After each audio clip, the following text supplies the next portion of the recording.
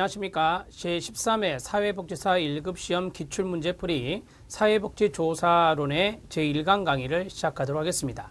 사회복지조사론은 제1교시의 두 번째 영역입니다. 사회복지조사론은 인간행동과 사회환경보다는 조금 더 어렵게 출제되었다, 이렇게 총평을 해볼 수 있겠습니다. 사회복지조사론은 최근에 인행사보다 인간행동과 사회환경보다 계속해서 어렵게 출제되고 있습니다. 포기해서는 안 됩니다. 인간행동과 사회환경에서 점수를 어느 정도 맞은다면 몰라도 그렇지 않은 경우에 사회복지조사론을 포기해버리면 과락이 나올 확률이 아주 높습니다. 그래서 여러분들은 이 사회복지조사론을 절대적으로 포기하지 마시고 기본적인 개념들을 잘 숙지하는데 착안해서 여러분들이 공부를 해 나가시면 될 것 같습니다. 그러면 26번 연번으로 되어 있습니다. 26번 문제부터 이 전반부 13문제를 알아보도록 하겠습니다. 26번에서부터 시작해서 13문제, 38번 문제까지 이번 시간에 풀어보도록 하겠습니다. 자, 26번 문제는 양적 연구의 가설에 관한 설명입니다.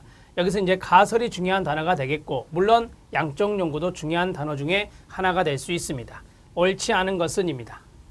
자, 1번에 보면 변수 간 관계를 검증 가능한 형태로 서술한 문장을 우리가 가설이다, 이렇게 말하고 있죠.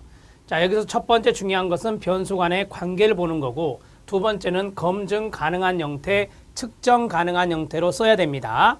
자, 맞습니다. 그래서 우리는 이 가설을 조작적 정의라고 말합니다. 가설은 무슨 정의로 써야 된다? 조작적 정의로 기술해야 됩니다. 기술해야 되는 것은 조작적 정의라는 것도 알아두셔야 됩니다. 가설은 끊어요. 그렇죠. 연구 문제 해결에 도움을 줄 수 있다라고 하죠. 우리가 문제 제기를 먼저 하고 그 다음에 거기에 대해서 해결하기 위한 가설을 설정하는 것이 두 번째 단계가 되거든요. 영가설이 있습니다. 영가설은 귀무가설과 동의어, 귀무가설과 동의어. 귀무가설은 이런 거죠. A는 B와 관련이 없을 것이다. A는 B와 차이가 없을 것이다. 이렇게 없을 것이다 라고 하는 부정문으로 써지는 것을 우리가 영가설, 귀무가설이라고 합니다. 독립변수가 종속변수의 영향을 시작 미치지 않는다고 설정하는 겁니다. 미치지 않는다, 미치지 않을 것이다, 이런 부정어가 바로 영가설이 됩니다. 맞습니다. 하나의 가설에 변수가 많을수록 가설 검증에 유리할까요? 문제가 있죠. 여러분, 이 하나의 가설에 변수가 많다, 독립변수가 여러 개가 있고 종속변수 하나 있다, 문제가 있는 겁니다. 따라서 이런 것들은 자칫 잘못하면 쌍열 가설이 돼서 해결하기 어려워지기 때문에 우리가 변수가 적을수록 좋은데요. 변수는 2개 이상인데, 예를 들어서 변수 하나와 변수 하나, 독립변수 하나와 종속변수 하나, 이런 식으로 기술되는 게 좋습니다. 많을수록 검증에 유리하다가 아니라 불리하다라고 해야 됩니다. 많을수록 불리하다. 오답 노트 끝났고요. 5번 들어갑니다. 탐색적 조사는 아시는 대로 문제 제기가 목적이에요. 문제 제기가 목적인 것이 바로 탐색적 조사라고 합니다. 가설을 설정할 필요가 없다라고 했는데, 네, 맞죠. 왜냐하면 탐색적 조사는 문제 제기가 목적이기 때문에 가설 설정을 필요로 하지 않습니다. 달리 말씀드리면 가설 설정 전에 하는 거예요. 가설 설정 전에 조사를 하는 것이 바로 탐색적 조사다, 이렇게 정리할 수 있습니다. 26번의 답은 4번으로 답을 처리하시면 되겠습니다. 자, 이제 27번 문제 들어갑니다. 27번 문제도 시험에 자주 나오는 건데 조사 연구 과정입니다. 과정의 일부이다. 순서대로 나열한 것은 이라고 했습니다. 우리는 문제 제기를 먼저 하고 그 다음에 가설을 설정하고 그 다음에 조사 설계를 한 다음에 자료 수집 및 분석하고 마지막에 보고서를 쓰는 것으로 알고 있습니다. 그러한 것들을 사례로 적용했는데요. 한번 보죠. 아동학대는 청소년 비행을 유발할 것이다로 가설 설정이 나왔습니다. 이게 중요한 거죠. 그 다음에 니은 할당 표집으로 대상자를 선정하여 자료 수집, 이게 중요한 거죠.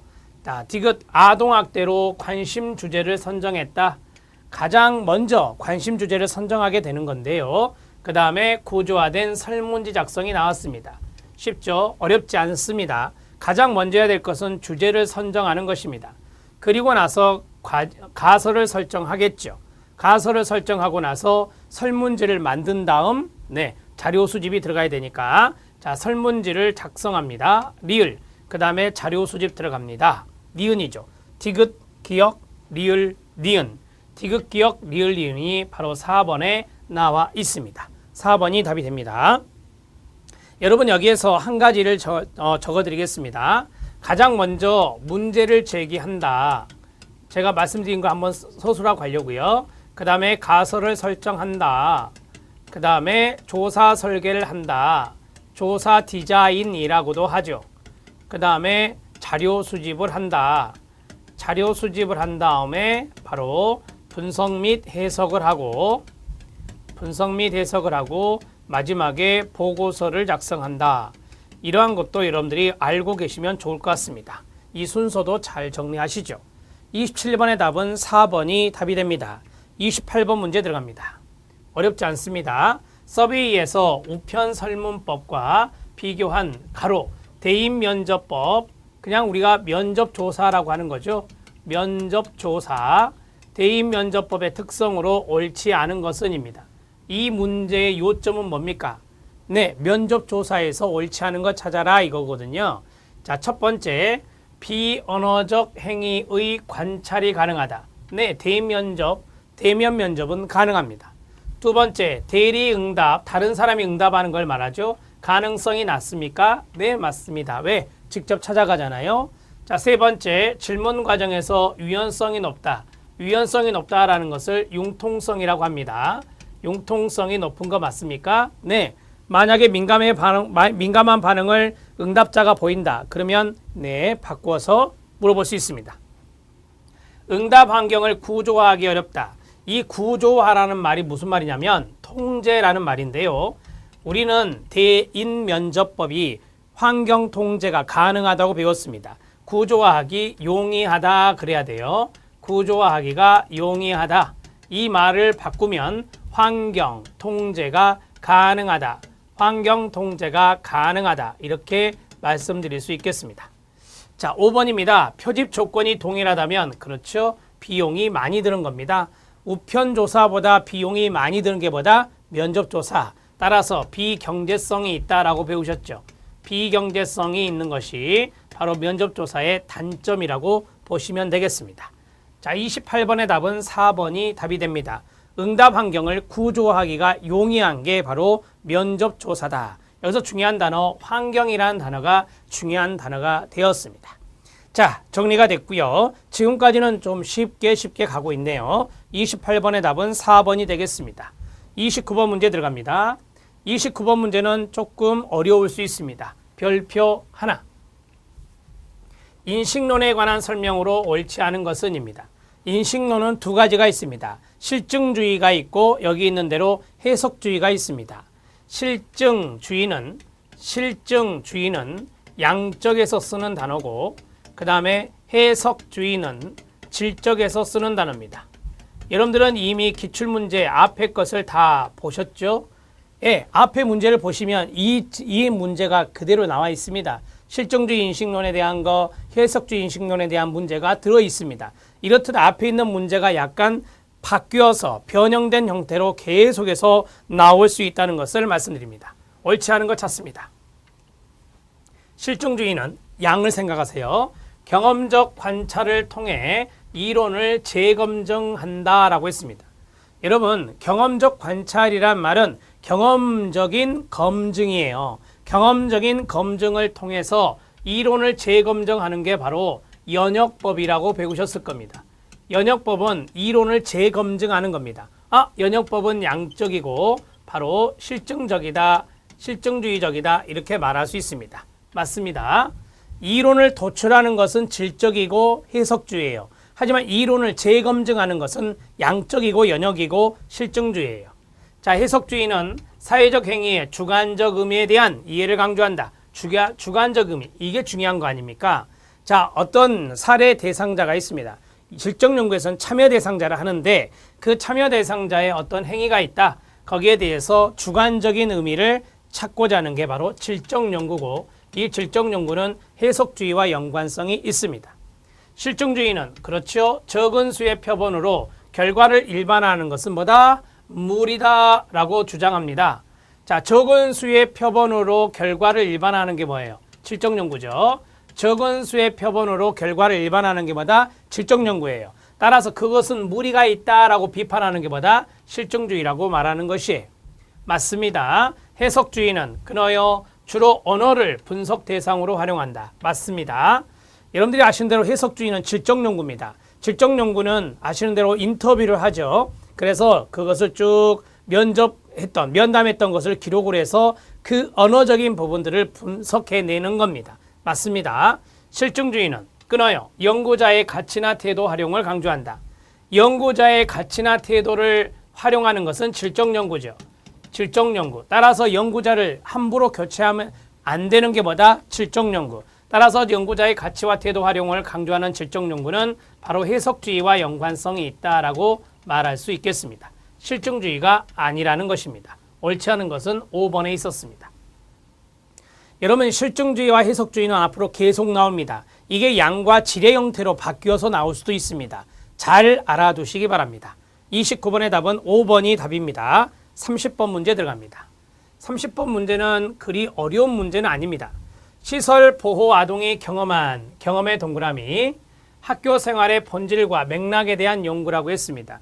여러분, 시설 보호 아동의 경험에 대해서 이야기하고 있어요. 그러면 시설 보호 아동에 찾아가서 그 아이들과 뭐예요? 관찰하거나 면담을 해야 되겠죠? 그래서 학교 생활의 본질이나 맥락에 관한 것을 알아볼 수 있는데 이러한 제목만 보고 무슨 연구다? 질적 연구다라는 것을 금방 알아채야 됩니다. 여러분들이 아시는 대로 무슨 변수가 무슨 변수에 미치는 영향에 관한 연구, 그러면 이게 되게 양적 연구인데요. 이렇게 제목이 깔리면 이건 되게 질적 연구입니다. 누가 경험한, 누가 경험하고 있는 이런 식으로 나오면 질적 연구의 타이틀이라고 보시면 됩니다. 자, 이것을 진행할 때 일반적으로 사용되는 표집 방법이 아닌 것은이라고 했어요. 자, 비확률 표집이 있고 확률 표집이 있는데 비확률 표집은 되게 질적 연구에서 많이 쓰고 확률 표집, 단, 층, 집, 개는 양적 연구에 많이 씁니다.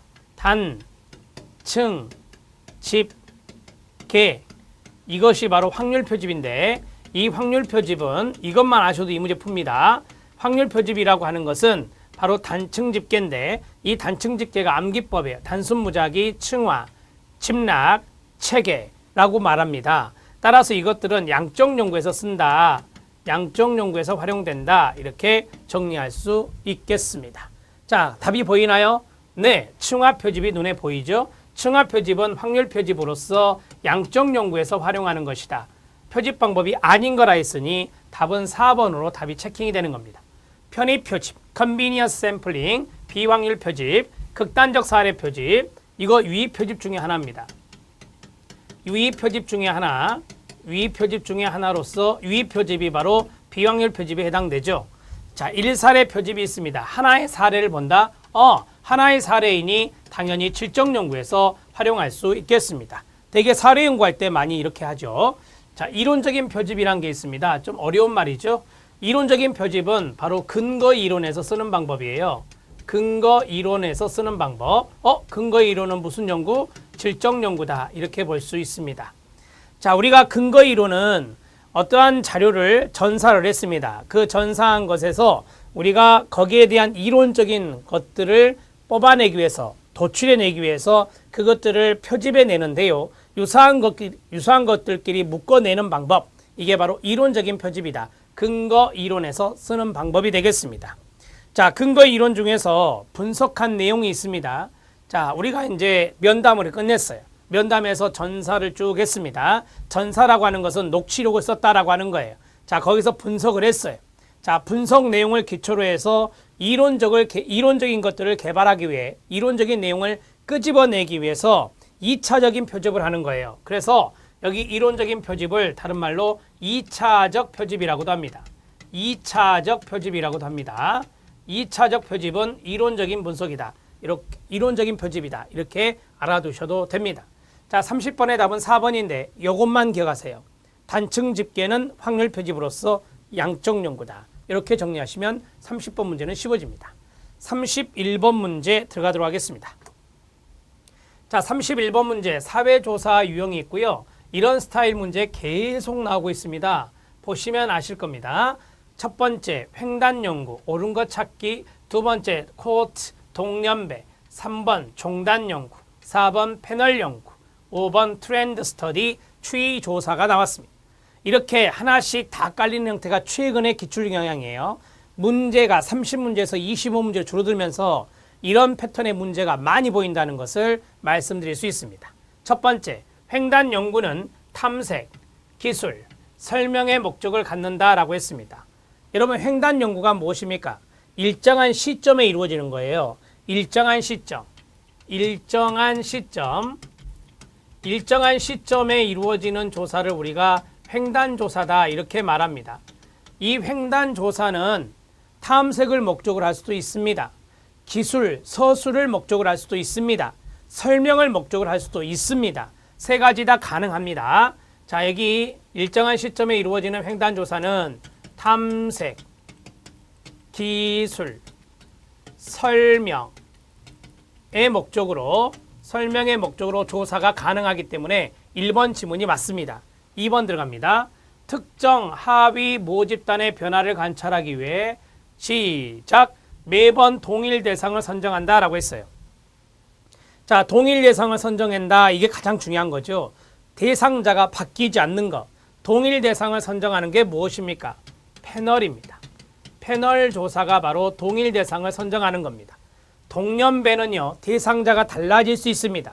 동년배이지만 대상자가 달라질 수 있어요. 2번 탈락. 장기간에 걸쳐서 이루어지는 게 뭐죠? 종단 연구 맞아요. 장기간에 걸쳐 이루어지는 연구로 질적 연구를 이루어지지 않습니까? 아니죠. 질적 연구 가능합니다. 종단 연구는 질적 연구 가능합니다. 질적 연구 가능. 우리는 인간행동과 사회환경에서 삐아제를 배웠습니다. 삐아제는 인지발달 이론을 16년간에 걸쳐서 자녀들을 관찰하고 조사한 사람. 이게 바로 종단 연구입니다. 질적 연구 패턴으로 가능합니다. 자, 패널 연구는 새로운 경향 힌트, 경향을 확인하기 위해 해마다 다른 표본을 선정한다. 해마다라고 했어요. 따라서 장기간에 걸쳐 이루어지는 거고 표본이 다른 표본이에요. 따라서 이거는 경향조사 5번 지문에 있는 추세, 추이조사 이렇게 말할 수 있습니다. 오답 노트 해드리고 있습니다. 같이 적어주셔야 돼요. 패널 아닙니다. 5번 들어갑니다. 패널 연구보다 개인의 변화에 대해 더 명확한 자료를 제공한다. 여러분, 패널은 대상자를 바꾸지 않는 거고 동일 대상이고 이 경향은 추이는 대상자를 바꾸는 겁니다. 따라서 개인의 변화를 더 명확하게 알 수 있는 건 뭐죠? 네, 패널입니다. 대상자를 바꾸지 않았으니 개인의 변화를 더 명확히 알 수 있는 게 뭐다? 패널입니다. 틀렸습니다. 자, 어떻게 바꿔야 맞습니까? 패널 조사는 추이 조사보다 이렇게 해야 돼요. 개인의 변화에 대해 더 명확한 자료를 얻을 수 있습니다. 이렇게 정리하셔야 돼요. 답은 1번이 답입니다. 31번 문제 별표 하나 친 이유는 최근에 이런 스타일 문제가 해마다 출제되고 있으니 이런 것들을 잘 기억해 주셔야 됩니다. 자, 정리가 됐습니다. 32번 문제 들어갑니다. 쉽습니다. 독립변수와 종속변수의 관계를 명확히 밝히기 위해 실제 자료 통계 분석에서 사용되는 변수를 모두 고른 것은 이라고 했습니다. 여러분, 우리가 통계 분석이란 말이 나왔어요. 통계 분석은 대개 SPSS 프로그램을 이용합니다. 독립변수와 종속변수의 관계를 명확하게 앓기 위해서 무슨 변수를 통제합니까? 외생변수는 통제를 해야 된다고 배우셨습니다. 외생변수를 통제해야 됩니다. 자, 외생변수를 통제하는데 SPS 통계 프로그램에서 이 외생변수를 통제했다. 그 통제한 변수가 무슨 변수? 통제 변수가 됩니다. 통제 변수가 됩니다. 이 문제 잘 알아놓으셔야 됩니다. 첫 번째, 조절 변수, 네, 조절 변인 투입할 수 있습니다. 프로그램에 통제 변수 투입할 수 있다 했습니다. 외생 변수를 통제하는 게 통제 변수. 매개 변수, 네, 할 수 있습니다. 이 통계 프로그램에서 매개 변인의 효과를 알아볼 수 있습니다. 외생 변수가 들어가면 안 됩니다. 외생 변수를 통계 분석에서 사용하는 게 아니라고요. 통계 분석에서 사용하는 변수라고 했잖아요. 외생 변수를 사용하면 문제가 되는 거예요. 외생 변수는 통제 대상입니다. 따라서 통제 변수가 맞는 거지 외생 변수는 틀린 지문이. 그래서 기역, 니은, 디귿이 맞기 때문에 답은 1번으로 처리가 되는 겁니다. 32번 문제 헷갈리면 안 돼요. 외생 변수는 통제 대상이지 사용하는 게 아닙니다.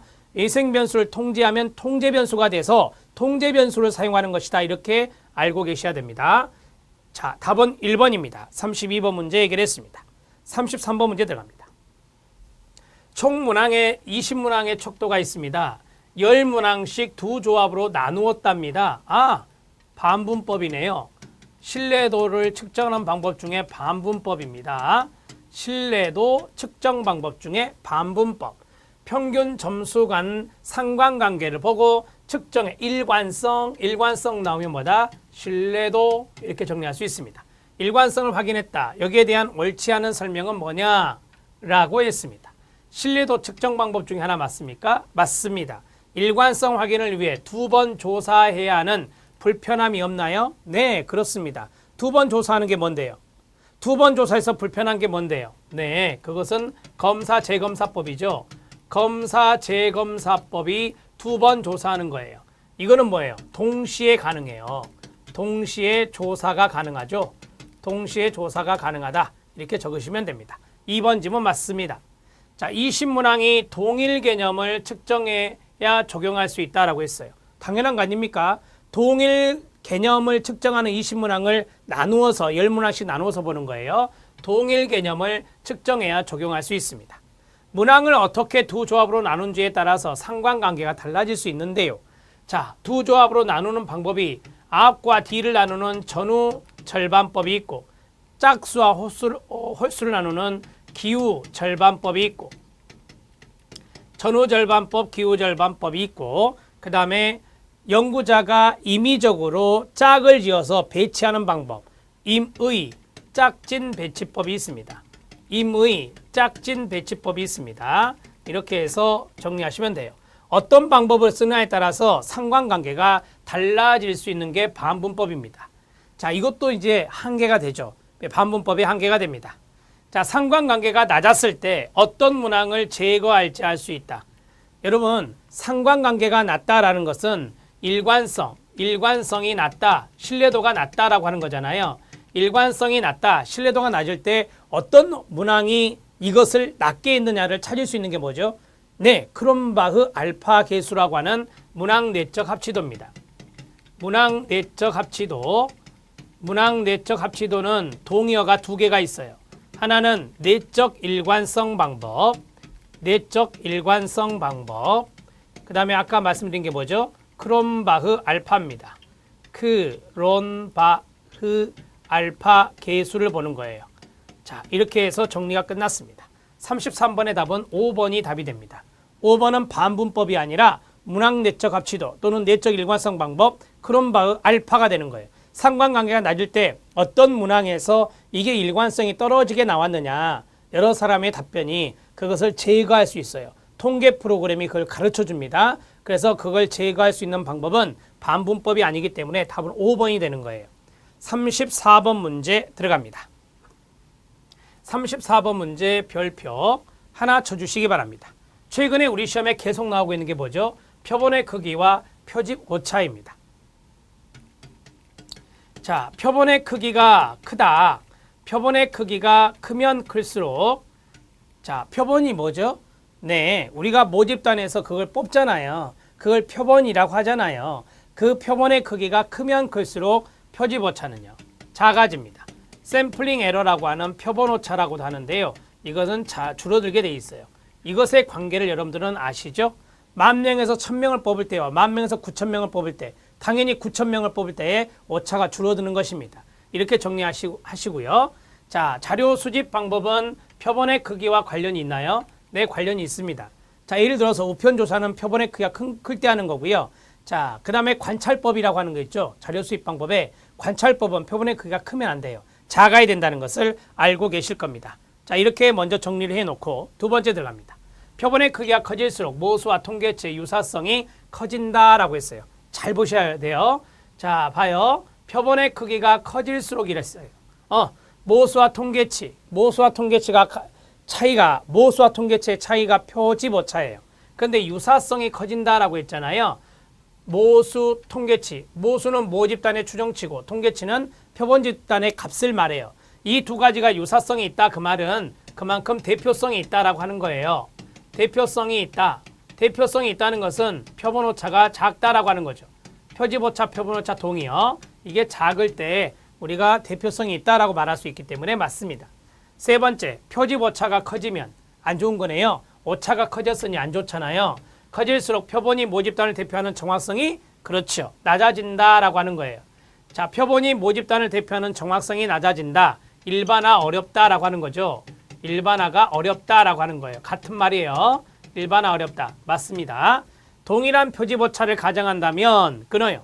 동일한 표집 오차를 가정한다면 분석 변수가 많아지면 많아질수록 표본의 크기는 그렇죠. 커져야 됩니다. 분석할 변수가 많다. 독립변수와 종속변수 인과관계를 보는 것이나 아니면 상관관계를 보는 그 변수들이 많으면 많을수록 오차가 그 표본의 크기는 커야 되는 거예요. 표본의 크기가 커야 이 분석할 변수가 많은 변수들을 분석해내는데 문제가 되지 않아요. 자, 한마디로 말하면 분석할 변수가 많으면 많을수록 표본의 크기는 더 커야 된다는 것입니다. 맞습니다. 모두 다 맞는 내용. 답은 5번입니다. 34번에 별표한 내용은 뭐냐면 이게 계속 나오고 있거든요. 표본의 크기와 표집 오차의 관계를 매년마다 한 문제씩 계속 물어보고 있습니다. 그래서 이거를 알아놓으셔야 되고요. 특히 박스형 문제로 잘 낸다는 것을 말씀드립니다. 35번 문제 들어갑니다. 35번 문제는 쉽습니다. 다음 가설에서 기역 디귿이 의미하는 것을 바르게 옳게 짝지은 것은 뭐냐라고 했습니다. 연령의 많고 적음에 따라서 뭐에 따라서 이거 나오면 제가 조절 변수 이렇게 말씀드렸죠. 따라서 지역사회 응집력에 끊어요. 거주 기간이 미치는 영향력은 영향력이라 했어요. 그러면 독립변수, 종속변수 이런 거 나와야 되거든요. 자, 보세요. 다를 것이다 라고 했는데 자, 보세요. 거주 기간이 미치는 영향력이잖아요. 그러면 거주 기간이 미치는 영향력이니까 거주 기간을 이쪽에 써야 되고 뭐에 미치는 거죠? 지역사회 응집력. 지역사회 응집력. 지역사회 응집력에 거주 기간이 미치는 영향이니까 이렇게 표시할 수 있어요. 근데 뭐에 따라서? 연령에 따라서. 연령에 따라서 연령이 높냐, 연령이 낮냐 거기에 따라서 거주 기간이 지역사회 응집력에 미치는 영향력이거든요. 따라서 거주 기간이 독립변수가 되는 거고 지역사회 응집력은 종속변수가 되는 거고 자, 이 녀석은 가운데서 조절하는 조절변수다 이렇게 말하는 거예요. 자, 그러면 기역은 연령이니 조절변수 1번, 3번 중에 하나. 니은은 뭐죠? 응집력이니까 종속변수가 들어가야 되네요. 답은 3번이 답이 되겠습니다. 35번 문제는 최근에 조절변수 문제가 계속 나오고 있죠. 매개변수 문제가 예전에 초창기에 나왔다면 최근에는 조절변수 문제입니다. 그래서 조절변수 문제 잘 알아놓고 조절변수는 되게 어떻게 나와요? 뭐함에 따라서 뭐에 따라서 이런 식으로 나와요. 문장이 가설의 형태가 뭐함에 따라서 뭐에 따라서 그러면 조절변이다 이렇게 정리하면 돼요. 자, 35번의 답은 3번으로 처리가 되었습니다. 36번 문제 들어갑니다. 36번 문제는 별표가 한 3개 정도 쳐져야 됩니다. 36번은 별표 3개. 최근에 우리 시험에 계속 나오고 있었던 게 뭐냐면 정규 분포 곡선이에요. 정규 분포 곡선. 이 문제가 바로 그건데요. 문제를 약간 틀었어요. 볼래요? 확률 이론에 근거한 표본 평균들의 표집 분포에 관한 설명으로 옳지 않은 것은입니다. 자, 확률 이론에 근거해서 표본 평균들, 표본은 표본 집단을 말하는 거예요. 평균들의 표집 분포, 분포란 말이 나왔네. 그러면 이건 정규 분포를 말하는 거죠. 정규 분포를 말하는 거예요. 정규 분포 곡선을 머릿속에 쑥 집어넣어야 돼요. 아, 이거 정규 분포 문제구나. 자, 여러분들이 아신 대로 표본의 크기가 적당히 크면 표본의 크기가 적당히 커야 돼요. 크면 이 표본 조사는 정규 분포를 따른다라고 해요. 자, 그것을 여러분들은 알고 계세요. 그것을 정확하게 알고 계십시오. 이 문제의 답을 찾는 키가 되거든요.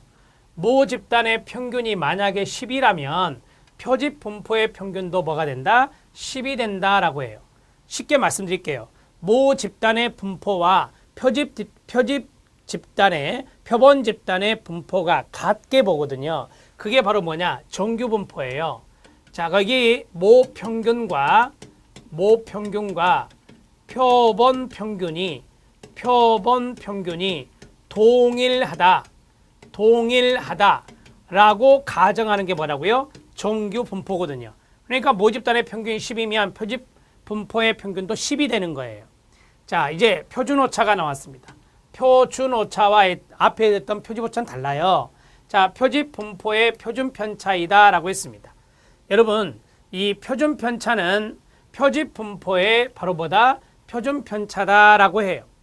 자, 여기 표준 편차라는 말이 나왔는데요. 여러분, 여기에서 우리가 표집 분포가 있잖아요. 여기 표집 분포를 제가 앞에서 정규 분포라고 말씀을 드렸습니다. 자, 거기에 이제 표준 편차가 나와요. 표준 편차가 나옵니다. 이 표준 편차가 바로 표준 오차가 된다. 이렇게 정리할 수 있습니다. 제가 표준 오차의 공식을 하나 적어 보겠습니다. 여기 보면 또 5번에도 이것과 연관성 있는 것이 있거든요. 자, 정리해 볼게요. 표준이 스탠다드란 단어고 오차가 에러란 단어예요. 그래서 스탠다드 에러 이렇게 써요. 이게 바로 표준 오차가 돼요. 표준 오차가 되고, 자, 이코르 루트 n이 돼요. 루트 n, 이 n이 뭐냐면 표본의 크기입니다. 표본의 크기, 루트 표본의 크기분의 표준 편차가 돼요. 표준 편차가 됩니다. 자, 이 표준 오차라고 하는 것은 표집 분포에, 이 표집 분포는 적당하게 표본의 크기가 크면 클수록 정규 분포를 따른다라고 배우셨잖아요. 그래서 표본의 크기와 이 표준 편차와 관련성 있는 게 표준 오차가 됩니다. 그래서 표준 오차라고 하는 녀석은 표집 분포의 표준 편차라는 개념으로 이야기할 수 있습니다. 맞고요. 자, 표본의 크기와 상관없이 벌써 틀렸습니다. 정규 분포를 따른다. 제가 표본의 크기가 적절할 때라고 했어요. 표본의 크기가 대개 30 이상이어야 됩니다. 표본의 크기, 즉 표본 집단으로 우리가 샘플링을 하잖아요. 샘플링을 했을 때 30사례 이상은 있어야 정규 분포를 따른다라고 하는 거지 상관없이가 틀렸습니다. 자, 그 다음에 중심 극한 정리를 따른다라고 했는데요.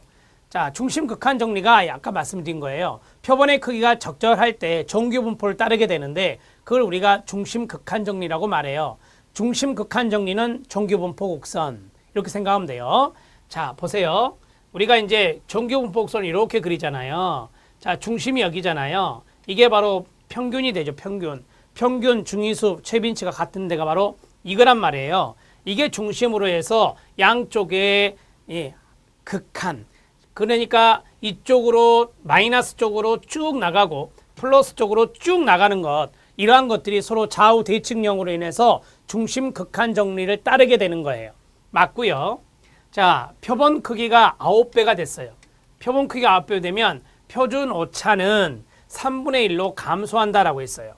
자, 보세요. 잘 보십시오. 여기를 보시면 우리가 표준 오차가 표본의 크기가 9배고 표준 오차라고 그랬죠. 그러면 여기에서 3분의 1이란 말은 자, 느낌이 와야 돼요. 표준 오차 표본의 크기를 9배로 했다. 그럼 여기에 9가 들어갑니다. 얘가 표본의 크기니까 그럼 루트 9가 되는 거예요. 3의 제곱이죠. 루트 3의 제곱이니까 어떻게 나와요? 3으로 나오게 돼요. 자, 여기 표준 오차를 보세요. 표준 오차는 여기가 9배가 됐을 때 이게 분모거든요. 분모예요. 따라서 이 녀석은 어떻게 돼요? 이 녀석이 증가하면 증가할수록 분모가 증가하면 증가할수록 이 녀석은 줄어들게 돼 있어요. 그래서 3분의 1만큼 뭐한다? 감소하게 되는 거예요. 이게 늘어났으니 이거는 줄어드는 거예요. 이게 분모니까. 그래서 9배가 됐다라고 하는 것은 루트 9고 이게 3이 되는 거예요. 표준 오차는요. 여기에 대해서 분모에 있는 것이니까 3분의 1만큼 감소된다라고 하는 거예요. 맞습니다. 36번 문제 잘 알아두세요. 점점 더 문제가 진화되고 있고 어려워지고 있다는 것 말씀드립니다. 답은 3번이에요. 그런데 공교롭게도 이러한 문제가 앞에도 나왔었어요. 기출문제 앞에 연도에서 표본의 크기에 상관없이 정규분포를 따른다. 이 지문이 그대로 나온 적이 있다고요. 따라서 표본의 크기가 30사례 이상이 돼야 정규분포를 따른다라는 걸 제가 계속해서 강조해 드렸는데 그와 똑같은 지문이 다시 한번 출제됐다. 따라서 이거는 기출문제만 잘 분석했어도 문제를 풀 수 있었던 사례가 되겠습니다. 36번의 답은 3번입니다. 37번 문제 들어가도록 하겠습니다. 37번 문제 별표 2개. 어떤 연구를 진행한 결과 호손 효과가 발생했어요. 호손 효과는 문제가 있는 거거든요. 호손 효과는 관찰자 효과라고도 합니다. 호손 효과는 관찰자 효과라고도 합니다. 자, 이 관찰자 효과가 나타난다라고 하는 것은 그만큼 자, 보세요. 어떤 연구를 했어요. 관찰 연구 때 많이 쓰는 건데 관찰 연구에서 내가 널 관찰할 거야 라고 했을 때 관찰 대상자가 관찰자가 원하는 것을 알게 돼요. 그리고 이 관찰자가 무엇을 원하는지 거기에 따라서 그대로 행동해 버려요. 그게 바로 호손 효과, 관찰자 효과, 반응 효과라고 이야기하는 겁니다. 이거는 좋은 거, 나쁜 거, 단점이라고 말하죠. 자, 이것을 이후 연구에서 연구 결과의 정확성을 높이기 위해서는 어떻게 하는 게 좋냐라고 했어요. 자, 우리는 여기에서 한 가지만 보시면 돼요. 자, 보세요. 반응 효과, 관찰자 효과가 나타났을 때 이것에 대한 연구의 정확성. 연구의 정확성을 높이면 되잖아요. 높이기 위해서 어떻게 해야 되느냐라고 했잖아요. 자, 그러면 저 사람이 관찰자인지 모르면 되는 거잖아요. 저 사람이 관찰자인지 모르면 되는 거예요. 또는 관찰 대상자도 그거에 대해서 이제 나타나지 않았을 때 좋은 거죠. 이거를 이중 맹검 실험이라 하거든요. 이중 맹검 실험이라고 해요. 이중 맹검 실험이라고 하는 것은 뭐냐면 쉽게 말하면 검사를 하는 데 있어서 피험자나 검사자가 즉 연구 참여자와 연구자가 거기에 대해서 알지 못하게 하는 것을 말해요. 자, 그러면 쉽게 말하면 실험 설계하라는 거예요. 무슨 설계해라? 실험 설계해라 라고 하는 거죠. 실험 설계 방법을 쓰면 된다 라고 하는 것입니다. 자, 여기에서 대상자 수 증가, 실험 자극의 강화, 전조사 후조사의 간격 축소, 통제 집단의 추가, 신뢰도 분석 강화라고 했는데 통제 집단의 초과, 이게 바로 이제 여기에 해당될 수 있어요. 이게 대조 실험군이라고 하거든요. 대조 실험군을 하면 되는 것입니다. 우리가 이제 통제 집단이라고 하는 것은 뭔지 아시죠? 통제 집단이라고 하는 것은 프로그램을 하지 않는 것을 우리가 통제 집단이라고 말을 합니다. 대개 이제 내가 당신을 프로그램을 하면서 관찰하겠습니다 라고 했을 때는 실험 집단이라고 하잖아요. 다시요. 내가 당신을 프로그램할 때 관찰하겠습니다 하면 그거는 실험 집단이 되는 거예요. 그 반대로 프로그램을 하지 않으면서 그대로 유지되는 집단이 뭐예요? 통제 집단이잖아요. 따라서 통제 집단을 추구하는 방법이 바로 실험 설계거든요. 실험 설계가 바로 여기에 들어갈 수 있습니다. 자, 정리가 됐습니까? 우리 사회복지에 관련 서적에서는 이중 맹검 실험이란 말을 잘 안 써요.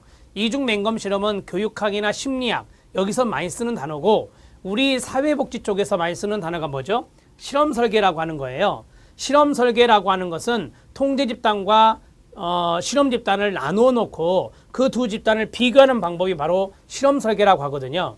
대조 실험군을 놓게 하는 것도 마찬가지 실험 설계와 연관성이 있습니다. 그래서 37번의 답을 4번으로 처리하시면 됩니다.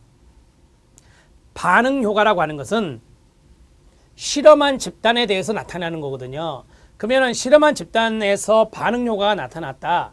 그러면 거기에 대해서 비교할 수 있는 통제 집단을 하나 추가하게 된다면 그것과 비교해서 더 연구의 정확성을 알아볼 수 있거든요. 그래서 우리 시험에 만약에 이중 맹검 실험이라든지 실험 설계라든지 대조 실험군이라든지 통제 집단 추가라든지 이런 것들이 나오면 이 호손 효과가 나타났을 때 문제가 되니 보다 더 연구를 더 정확하게 하기 위해서 통제 집단 추가가 필요하구나. 이렇게만 정리하시면 됩니다. 나머지 지문 보지 마세요. 나머지 지문 볼 필요는 없습니다. 37번의 답은 4번이 답이고 이 문제 체크하셔야 돼요. 38번 문제 들어갑니다. 이번 시간의 마지막 문제인데요. 자, 1000명을 번호 순서대로 배열한 모집단에서 4번이 처음 무작위, 무작위가 눈에 띄네요. 그럼 확률 표집이. 무작위로 뽑으면 확률 표집이라고 말씀드렸어요. 자, 선정되고, 자, 4번인데 9, 14, 19로 갔어요. 차례대로, 아예 그냥 체계 표집이라고 가르쳐 줬어요. 체계 표집, 계통 표집, 층 표집, 동의어. 여기에서 표집 간격은 어떻게 되고 표본수가 어떻게 되느냐? 이거 계산 문제네요. 계산 문제. 자, 표집 간격은 뭐죠? 제가 가르쳐 드렸잖아요. 표집 간격은 K로 표시를 많이 하는데 전체 모 집단은 분자로 가고 표본 집단의 크기, 표본의 크기는 어디로 간다? 분모로 가죠. 그러면 여기에서 1000명이란 말이에요. 자, 1000명. 그 다음에 표본의 크기가 나왔죠. 지금 표집 간격을 아직 몰라요. 표본의 크기도 지금 나왔어요, 안 나왔어요? 나오지 않았죠. 자, 그러면 표집 간격은 금방 나오는데 여기에서 보시면 9, 14, 19로 갔잖아요. 5씩 갔잖아요. 5씩. 자, 표집 간격은 5가 됩니다. 한꺼번에 풀어버리려고 하는 거예요. 이게 1000이고 이게 5입니다. 그러면은 표본의 크기, 표본수가 나오잖아요. 표본의 크기는 어떻게 됩니까? 네, 200을 쓰면 약분하면 5가 되는 거예요. 따라서 이 표집 간격의 공식을 알면 이 계산 문제는 쉽게 풀 수 있습니다. 모집단의 크기는 1000명. 여기서 9, 14, 19로 갔으니 표집 간격은 5가 될 것이고 표본의 크기는 바로 200이 되는 거예요. 그러면 5와 200이 답이 되죠. 3번이 답이 되겠습니다. 38번 문제는 체계적 표집에서 표집 간격을 알아야 계산할 수 있는 문제가 되겠습니다. 표집 간격은 첫 번째 요소를 무작위로 뽑고 K번째로 가요. 여기서 4, 9, 14, 19, 24, 29 이렇게 가겠죠. 5가 된 거예요. 그래서 답은 3번이 됩니다. 자, 지금까지 문제가 바로 조사방법론의 전반부 13문제가 됩니다. 어려운 문제가 한 서너 문제 보입니다. 그러나 이것도 여러분들이 기존에서 기출문제에서 어느 정도 컨트롤이 되었던 것입니다. 제가 생각할 때 이번 13문제에서 가장 어려웠던 것은 아까 말씀드렸던 호손요가가 나타났다. 그랬을 때 연구의 정확성을 높이기 위해서 뭐가 필요하느냐? 그럴 때는 실험 설계를 해라. 반응요가가 나타나는 것은 실험 집단에서 나타날 수 있으니 거기에 대해서 통제 집단을 추가해서 통제 집단과 비교해보면 좀 더 낫지 않겠냐라고 생각하시면 되겠습니다. 자, 지금까지 38번 문제까지였습니다. 나머지 12문제도 집중해서 잘 들어주시기 바랍니다. 수고하셨습니다.